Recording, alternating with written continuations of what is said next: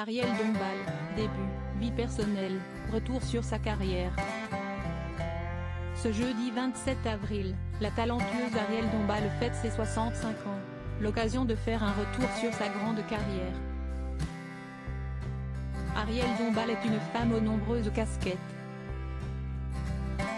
Entre sa carrière comme actrice, chanteuse, réalisatrice, scénariste, mais aussi meneuse de revue, elle a su mener une belle et longue carrière. Si elle a vu le jour le 27 avril 1958 dans le Connecticut, aux États-Unis, elle a la double nationalité française. Pour le public français, Ariel Dombal se fait connaître dans de nombreux films d'Éric Rohmer.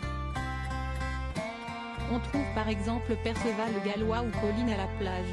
Mais elle a aussi pu tourner dans des séries, et des films grand public comme Astérix et Obélix contre César. Après ses nombreux projets pour le 7e art, elle a même décidé de se lancer dans la chanson. En tout, 6 projets sortent et beaucoup deviennent disques d'or ou de platine. Encore une belle réussite. On vous explique tout ici.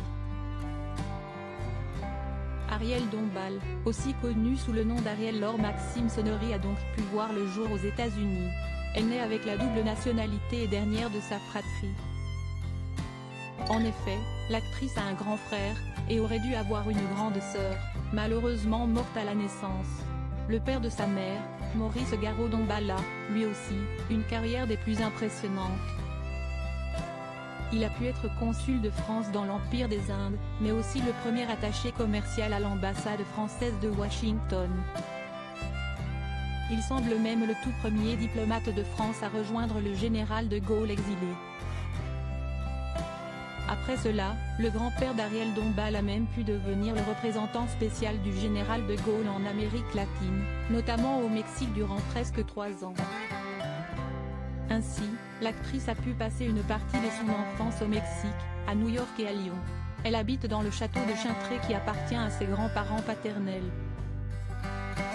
Malheureusement, la mère de la fratrie perd la vie, c'est donc la grand-mère maternelle qui va s'occuper d'eux pour un an. En France, Ariel Dombal va rejoindre l'école supérieure de danse de Cannes Rossella Ayutthaya. Mais rapidement, elle va rejoindre son père à Mexico. Là-bas, elle décide de créer sa propre petite troupe qui pratique la danse classique, mais aussi le théâtre. Ariel Dombal semble consciente qu'elle veut continuer dans les arts, notamment la danse et le théâtre. Elle se rend dans le Conservatoire international de musique de Paris pour suivre des cours de danse, de chant, mais aussi d'art dramatique et de comédie. Rapidement, elle fréquente le Palace et noue de belles amitiés avec Christian Louboutin, Vincent Darré et même Farida Khelfa. Rapidement, Ariel Dombal commence sa carrière avec le film d'Éric Rohmer Perceval le Gallois. Voyant qu'ils travaillent bien ensemble, ils décident de continuer leur collaboration avec d'autres films. On trouve donc la jeune actrice dans Pauline à la plage ou même Le Beau Mariage. Avec ses beaux projets, elle va pouvoir se voir de nombreuses nouvelles propositions de projets pour des films d'auteur. Elle va donc pouvoir collaborer avec Alain Robbe-Grillet, Shuji Terayama ou Raoul Ruiz. Mais en 1994, la carrière d'Ariel Dombal va réellement prendre une nouvelle dimension. Elle va tourner dans un indien dans la ville avec Thierry Lhermitte, ce qui va la faire connaître du plus grand nombre. Ce projet s'avère réussi avec 7 millions d'entrées. De quoi lui ouvrir les portes de la comédie comme Les Deux Papas et la Maman et Astérix et Obélix contre César. Malgré cela, elle ne délaisse pas les autres registres de films. Le public la trouve aussi dans L'Ennui, Les âmes fortes ou même Les Parisiens.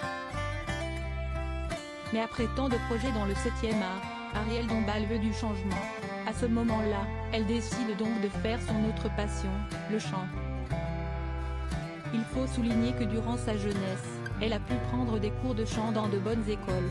Elle décide donc de proposer un premier album lyrique au grand public.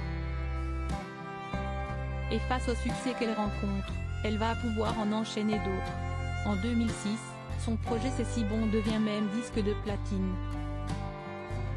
Et l'année qui suit, à la surprise générale, elle va dans le cabaret de renom Crazy Horse. Ses fans ont aussi pu la revoir en 2017 avec Danse avec les stars sur TF1.